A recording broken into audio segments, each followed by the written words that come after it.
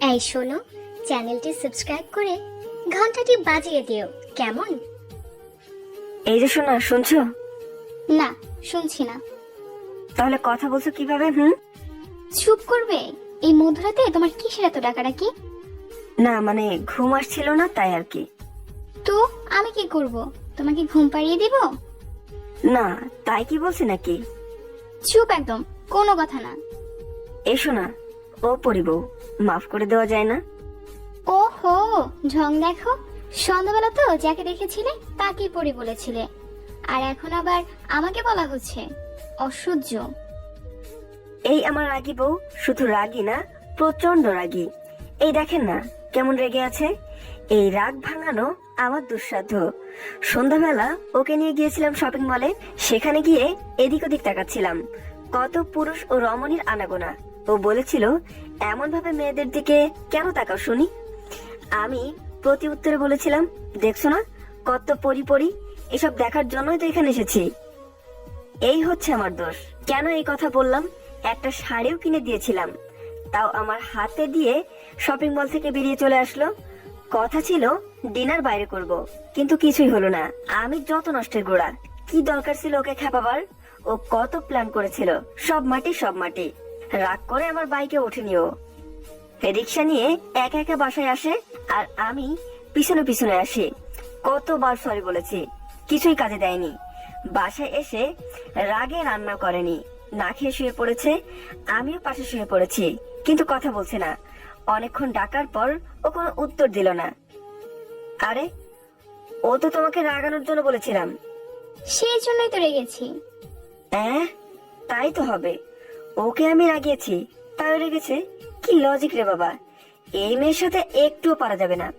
আরে বাবা, আরে বাবা, অন্যের বড়রা রাগলে বউরা আরো বেশি আদর করে, আর তুমি? আর আমি যে তোমার বউ। ওর কথা এখন আমার মাথায় ঢুকবে না।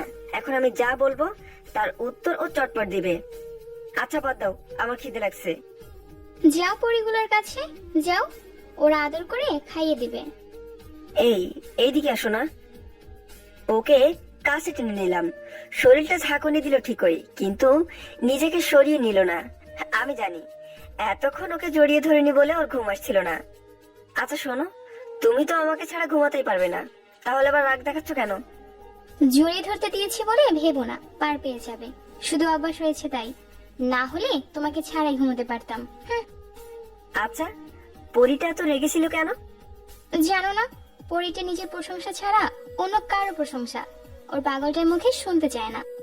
পাগলটা দেখি বড্ড বেশি ভুল করেছে। বড্ড না, আরো বেশি ভুল করেছে। আচ্ছা, পাগলটা কিভাবে ক্ষমা পাবে? এখন পরীটাকে আরো জোরে জড়িয়ে ধরতে হবে, তবে পরীটা পাগলটাকে মাফ করবে। কি আর করবো, আরো শক্ত করে জড়িয়ে ধরলাম ওকে। কিছুক্ষণ পর, এই যে শুনছো, আমার যে খুব খিদে পেয়েছে। কিছুই খেতে দিব না, এটা আমাকে রাগানোর ফল। তোমার খিদে লাগেনি? আমার আদৌ খিদে লাগেনি, আমি বিকেলে নাস্তা করেছি। তাহলে আমার কি হবে? একটা পাপ্পি খেতে দিব, তবে আর কিচ্ছু দিতে পারবো না। উম্মুয়া, উম্মুয়া। লাগবে না আর কিছু, এটাই পেট ভরবে। আই, তোমাকে না বললাম একটা খেতে? কাল সকাল দুপুর না খেয়ে থাকবো তাই? তাই বলছি, সত্যি সত্যি খাবার বন্ধ করে দিব কিন্তু। এই না না, এমনি বলছি। আমার তো এখনই প্রচুর খিদে লেগেছে। আমাকে জোরে জড়িয়ে ধরে ঘুমাও, খিদে লাগবে না। কাল সকালে খাবো একসাথে। তোমাকে কিন্তু কাল অফিসে যেতে দিব না, কেমন? ওকে বাবা, আর কিচ্ছু বলিনি, শুধু বউটাকে একবার বুকে নিলাম। না, আর খিদে লাগছে না। পেটটা কেমন অদৃশ্য শক্তির মাধ্যমে ভরে গেল।